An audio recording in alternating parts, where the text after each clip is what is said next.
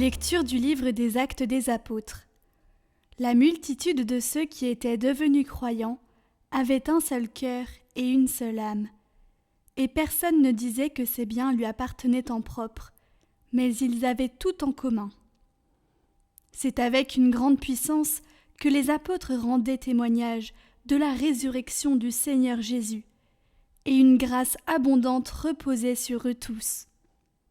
Aucun d'entre eux n'était dans l'indigence, car tous ceux qui étaient propriétaires de domaines ou de maisons les vendaient, et ils apportaient le montant de la vente pour le déposer aux pieds des apôtres. Puis on le distribuait en fonction des besoins de chacun. Il y avait un Lévite originaire de Chypre, Joseph, surnommé Barnabé par les apôtres, ce qui se traduit « homme du réconfort ». Il vendit un champ qu'il possédait et en apporta l'argent qu'il déposa aux pieds des apôtres.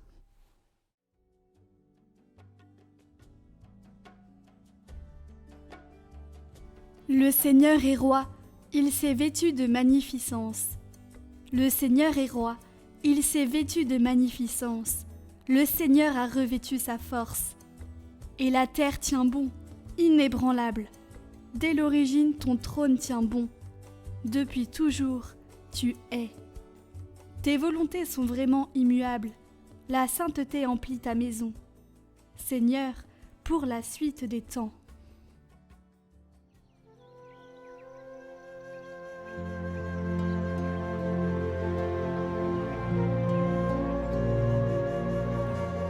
Évangile de Jésus-Christ selon saint Jean. En ce temps-là, Jésus disait à Nicodème : « Il vous faut naître d'en haut. Le vent souffle où il veut. Tu entends sa voix, mais tu ne sais ni d'où il vient, ni où il va. Il en est ainsi pour qui est né du souffle de l'Esprit. » Nicodème reprit : « Comment cela peut-il se faire ?» Jésus lui répondit : « Tu es un maître qui enseigne Israël, et tu ne connais pas ces choses-là ? Amen, amen, je te le dis. Nous parlons de ce que nous savons, nous témoignons de ce que nous avons vu, et vous ne recevez pas notre témoignage. Si vous ne croyez pas lorsque je vous parle des choses de la terre, comment croirez-vous quand je vous parlerai des choses du ciel ?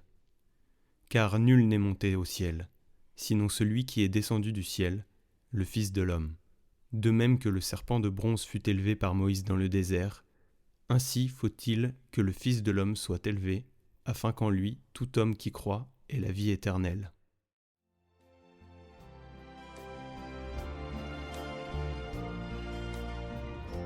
Le désir de renaître, la joie de recommencer. Éprouvons-nous ce désir ? Chacun de nous a-t-il envie de toujours renaître pour rencontrer le Seigneur ?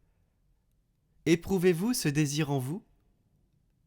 En effet, on peut facilement le perdre, car à cause de tant d'activités, de nombreux projets à mettre en œuvre, il reste à la fin peu de temps et nous perdons de vue ce qui est fondamental, la vie de nos cœurs, notre vie spirituelle, notre vie qui est une rencontre avec le Seigneur dans la prière.